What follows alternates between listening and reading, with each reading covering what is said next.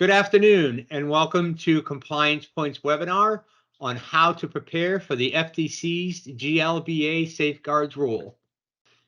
Today's agenda, we're going to cover the GLBA background, the safeguard rules, the 9 elements associated with that, how you can prepare for the safeguard rules, a path to success for your organization, key takeaways, and questions and answers. So who are your presenters today? Well, my name is Steve Haley. I'm the Practice Director of Cybersecurity Services. I come to you today with over 20 years experience in technology, as well as various roles in cybersecurity and in technical operations. And our teammate, Ryan Williams, I'll ask him to introduce himself and give him a little dissertation on his background. Hello, everybody. My name is Ryan Williams Sr. I am a security consultant and project manager for the practice, and I have 20 years of experience working for the Department of Defense, enlisted in the Air Force as a network engineer, a project manager, anything you could think of under the sun, and a couple of years as an adjunct professor also within my career field. Thank you, Steve. Well, thank you, Ryan. So who is CompliancePoint? For those that don't know about CompliancePoint, we're a professional organization that focuses on risk management, information security, privacy, and compliance. We have the wonderful opportunity of having a very exceptional Net Promoter Score of 87. For those that aren't familiar with the Net Promoter Score, this scoring is based off of a negative 100 to a positive 100 rating based on customer experience and the feedback that they provide based on the experience that we've provided them. So we're very proud to have a world-class score of 87. And it just goes to show, how centric our customers are to our organization. So what do we focus in? Where's our subject matter expertise? Well, it's in actually a couple of areas or a few areas that we have bullet point below, which is PCI DSS, high trust, SOC 2, ISO, cybersecurity services, which could be pen testing, vulnerability management, those types of components, as well as data privacy, HIPAA, and TCPA, which is a different beast in itself. So now we're going to have the opportunity to have Ryan Williams Sr. Kind of give us an overview of the GLBA background. Ryan will discuss the safeguard rule and how to prepare for the safeguard rule. And then he'll transition back for me and we'll discuss a path forward for success to your organization and key takeaways. So Ryan, if you don't mind. Thank you, Steve. So the Gramm-Leach-Bliley Act, GLBA for short, was enacted in 1999 by Congress. It was the safeguard rules that we're going to kind of expound upon and talk about during the presentation. Those came into effect in 2003, and then the FTC made some amendments in 2021. But most importantly, on June 9th of this year, those rules go into enactment, right? They'll have a effect on you as the audience. And we kind of want to go through all of what that means to you and how you can go forward. So a brief overview. So we have the GLBA is broken into the financial privacy rule. Again, those safeguard rules, which we'll go into greater detail, and the pretexting rule. When it comes to those safeguard rules, I want you to keep in mind there are 3 objectives when it comes to your information security program. So 1 being to ensure the security and confidentiality of your customers. 2, to protect against any anticipated threats or hazards to the security or integrity of such information. And then 3, of course, being to protect against unauthorized access or use of such information that could result in substantial harm or inconvenience to your customers. So these are the standards you're being held accountable for, and they have to be within your information security program. All right, so who will be affected by these rules?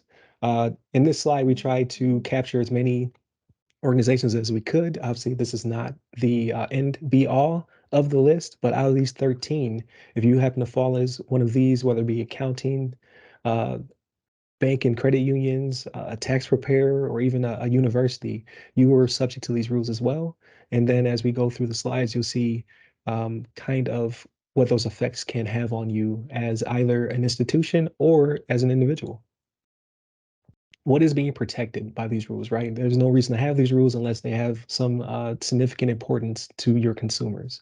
So in this case, the safeguard rules and financial privacy rules are protecting the NPI, or the non-public personal information of your consumers. So those are the addresses and birthdays, all the way to education records and tax information. So that's what it's trying to protect consumers against these things being put out there, either on the interwebs or in some other means. So here's the slide I was talking about. So you don't want to be this person, right? You see them banging their head on the desk. So failure to comply can have significant penalties for negligence, and the fines can be very steep. So as you can see, $100,000 per violation for an institution, or if you as a officer or director were to mishandle this information, it could be a $10,000 fine for you, as well as 5 years of imprisonment. So obviously, there's some severe consequences to not following the new rules. All right, so a little bit of additional information, right? Because you came here to hear us kind of break down the topic and be those subject matter experts. So we want to give you the something you can walk away with and you can start looking at today. So for the additional information, it's best practice by both the FTC as well as the Federal Student Aid Department to use the NIST 800-171 Rev 2. So that is the 110 requirements and 320 controls that encompasses, and kind of sets the framework for you to build off of and make sure that your specific institution is abiding by these new rules. So what can impact you as early as next week, right? So we're tracking the June 9th date to being when you need to have the ball rolling or be compliant with these rules. So how does the safeguard rule apply to you? So those safeguard rules for your institution went into effect obviously in 2003, and now in 2023, as early as next week, you'll need to be working towards having an information security program that meets those three objectives we talked about, as well as it's compliant with the 9 elements that we'll cover shortly. So there are some exceptions. Again, you came here for all of this good information, right? So we want to make sure that we set you up for success and let you know that in the fine print, there are some exceptions that may apply to you and your institution. So if you were to look at the Title 16, and then it has, all of those codes behind it, so 314.4, subsection B, etc., you will see that this only applies to financial institutions that maintain customers' information with fewer than 5,000 consumers, right? So if you have fewer than 5,000 consumers, then some of these rules do not apply to you. You'll still want to stay tuned to see the path to success and all those good things. However, you can wipe your brow a little bit. Like, you may not be subject to every single stipulation and rule that applies from here on out. So here are those 9 safeguard rule elements that we promised. So it all starts with having a qualified individual who is responsible for overseeing and implementing your program, right?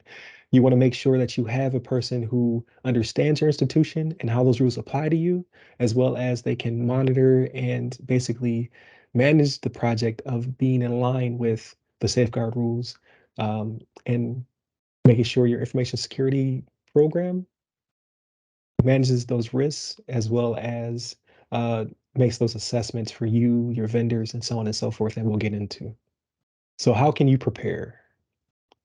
Here we've kind of comprised a compliance checklist for the GLBA, which goes over 9 steps that you can do to begin to prepare, assess, and remediate those things that you need to make your information security program the best it can be. Again, best practice is to map your assessments against the NIST standard, preferably the NIST 171 Rev 2, to utilize that NIST RMF framework, so that way you're in line moving forward.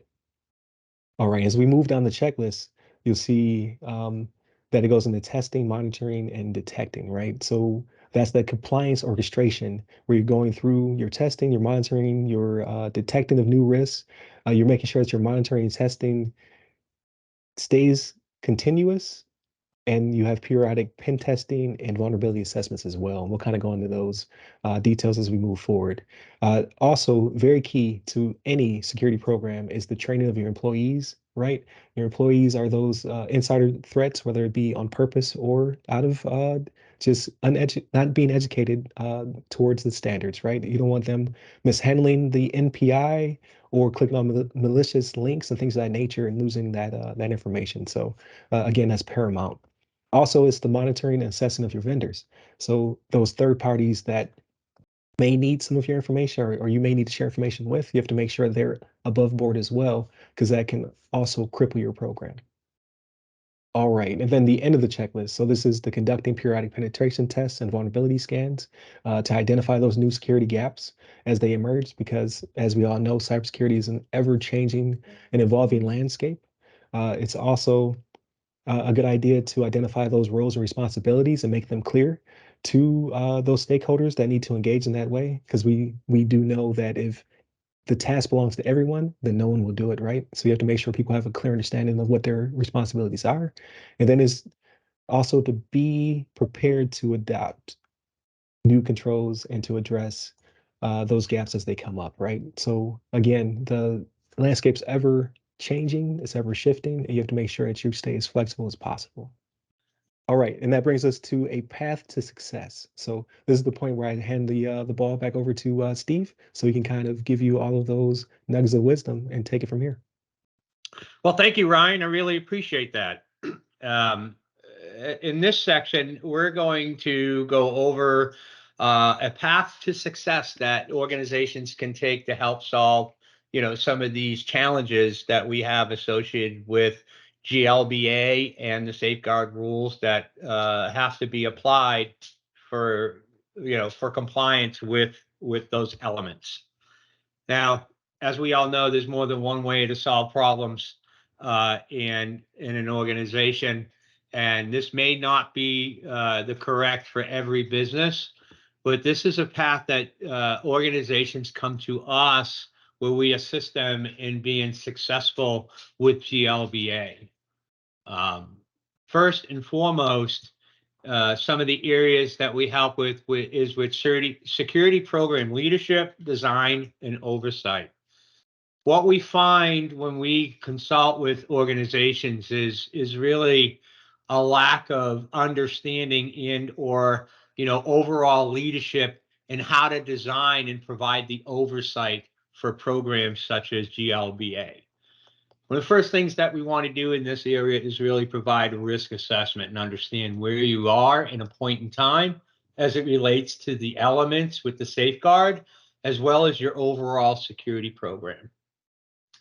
From there, some of the services also include like a virtual CISO service that is designed to be very flexible for your organization and meet your needs, really from the security program perspective all the way into, some of your compliance programs to include GLBA. Specifically associated to GLBA is we focus on the safeguard rule design, implementation, and management, right? This is really where we want to assist you, or you can come to us to assist you with your gap analysis and risk assessments. Out of that, we always like to take a prioritized approach to a corrective action plan. That is those action items that you as an organization can take to remediate items associated with the risks that have been identified with GLBA implementation or management overall. Another area that you should expect to have to make some adjustments to that we can assist with is really with security policies, procedure, documentation. With any types of standards or changes in our industry, and they come hot and heavy, especially if you're dealing with multiple frameworks or standards, is the need to be able to provide the clarity and guidance to your organization on the controls adherence, and specifically for GLBA, since this is the topic that we're talking about today. Our staff has that experience to get that done for you, and those are only 3 of the areas that we can help. There's a couple of more before we get into the next sections of our presentation. So again, more requirements associated with the safeguard rule and the elements associated with it is incident response plan development. We assist organizations in really either modifying, enhancing, or designing their incident response program that is going to provide the direction needed for your staff and organization, to remediate and recover from an incident. This is a requirement with GLBA, but actually a best practice for your organization to have as well. And also define those roles and responsibilities within your organization of who has to do what, where, and why. There's a critical component of an incident response plan, which then kind of really leads into business continuity and disaster recovery. Business continuity kind of goes a little bit beyond incident response and covers a lot of other things associated to the business and the effective continuity of the business, which should focus on the entire enterprise, its people, its buildings, working environments, and even computing resources. And again, how in case of an event, you'll be able to keep the lights on and the doors open in case of some type of either cyber event, a weather-related event, or even, as we all know, a pandemic. So very important component there as well. And then annual tabletop exercises this is going to test the effectiveness of your incident response plan or your business continuity plan. And you can even tie that into ransomware readiness assessments and things of that nature. It is a very cost-effective solution to be able to test how your organizations are going to respond to an event. And again, aligns with the requirements associated with GLBA. So additional services and things that, most organizations may not have the skill set to be able to accommodate. And this is, again, another area that we can assist with. Or I would recommend that you at least partner with someone to assist you with these if you do not have the skill set. And that's in overall vulnerability management, as well as penetration testing, both internally and externally, to get you good saturation and understanding, the health of your cybersecurity program and where vulnerabilities and risks may lie. The other thing is you also want to, understand, the implementation of those safeguard elements. Not everybody has the astuteness or the background or experience to understand how to effectively implement those controls. And we as an organization can help you, down that journey and get you to that path of success. And as you look at the end of the elements, one of the biggest things is really monitoring those services and monitoring your program as a whole. We can assist in that through program management, through either services or technologies. We do rely on or bring into the mix, a virtual GRC solution, something to that effect, so you can get the holistical, what I call horizontal visibility into each of those areas that are required. And then obviously information security program documentation, which is a requirement of GLBA as well, is to make sure that all of your information security plan is documented and is actually presented to the board. So those areas that we at CompliancePoint can assist with. If you found that this has been valuable, would love the opportunity to help you. If you still need additional help and you have your own partnerships, obviously, you should use this presentation to help guide those discussions with them as well. So key takeaways that are coming out of today's webinar. And again, I want to thank Ryan for, reviewing what the safeguard was and giving us that nice background of GLBA as a whole. And again, if you're under 5,000 customers, there is some exceptions into the elements themselves. But again, devil's in the details. There are sub items or sub controls that are associated with each element, and you should pay attention to those. But again, we've provided you with some key takeaways. We hope that this is beneficial. And we'll get into that right now. The most important, and I have it number one on here for a reason, is really understand the regulations and how they're going to apply to you, right? This isn't just by doing a risk assessment. It's actually, reading the documentation and understanding, what the scope of these elements and how they apply to your organization. That's going to really lead up to the best roadmap and path that you can take to help mitigate the risks associated with that, which then leads into number two, which is conduct a risk assessment. As we talked earlier, you can use the NIST risk management framework. It will provide you guidance in that as well. And I would, again, strongly recommend that you align to a NIST standard, not just to the 9 elements that are associated with GLBA. And that NIST standard is being strongly recommended. That is the NIST 171 Rev 2. I don't think that's going to be going away. If they're strongly recommending it now, it's probably only going to gain more traction. So it may be in your best interest to start looking at that standard and how that may apply to your organization as well. Then ensure that the controls are effectively implemented and in place in your organization to reduce that risk.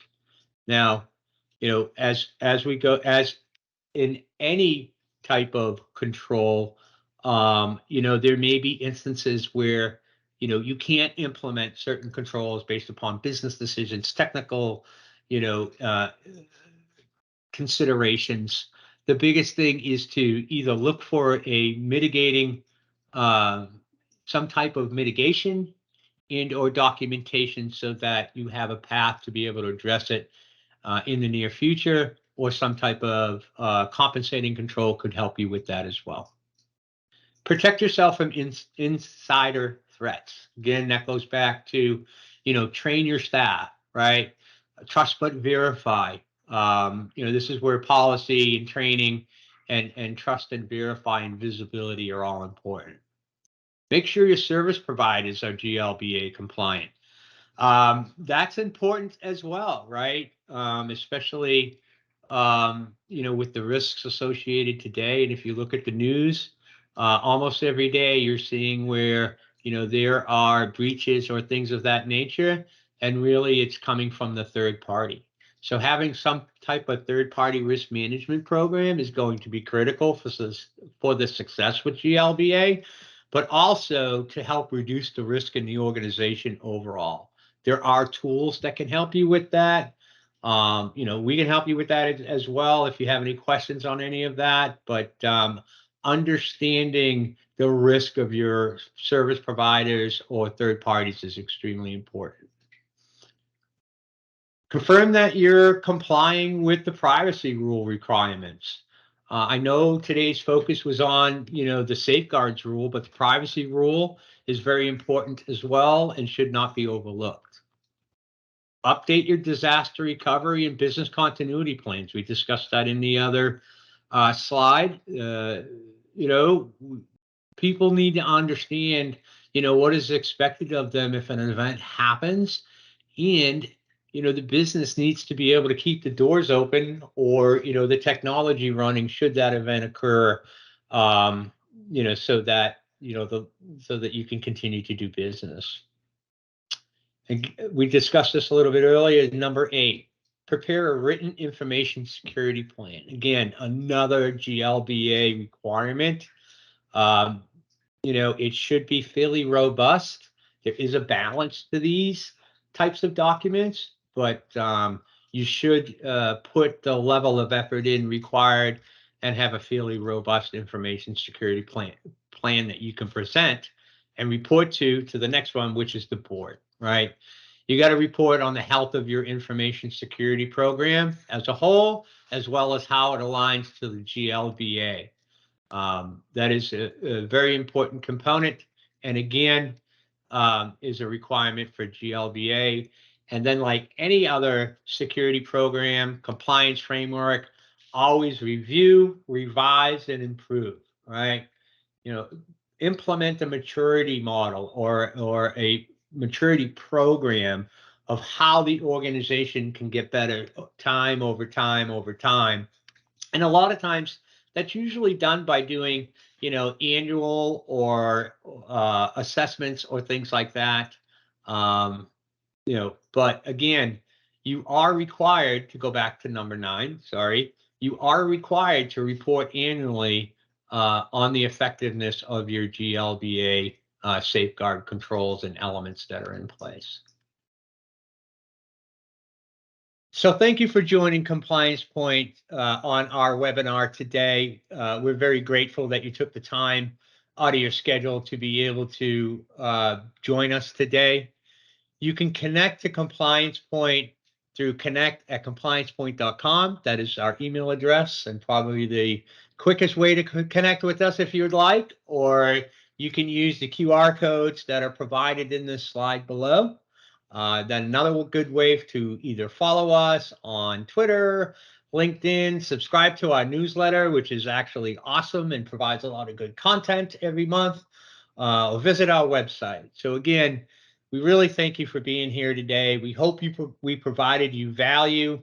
And as I stated, we will send out this slide deck so that, those takeaways and the checklist that Ryan reviewed could be utilized within your organization. So if there's any questions that anybody would like to ask, Ryan and I are here to help answer your questions. If you're shy, again, you can email us at connect@compliancepoint.com. And thank you for your time, and we're very happy to be able to provide this content to you. Okay, we have our first question that has come in. Question is, trying to understand my company's requirements related to GLBA since it was brought up by one of our larger clients. So they're a third-party service provider for a few financial institutions and want to understand what their obligations are. So that's the first question for today. As a service provider, if you are providing services to a third-party institution, you are required to comply with the GLBA 9 elements.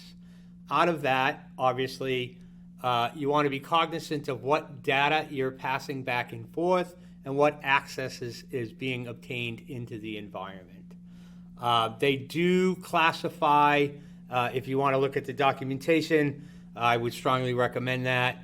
But that service providers are, those that are, providing electronic or other types of services to a financial institution that may have NPI information associated with that. All right, next question. So, does the FTC have direct jurisdiction over financial institutions for privacy matters?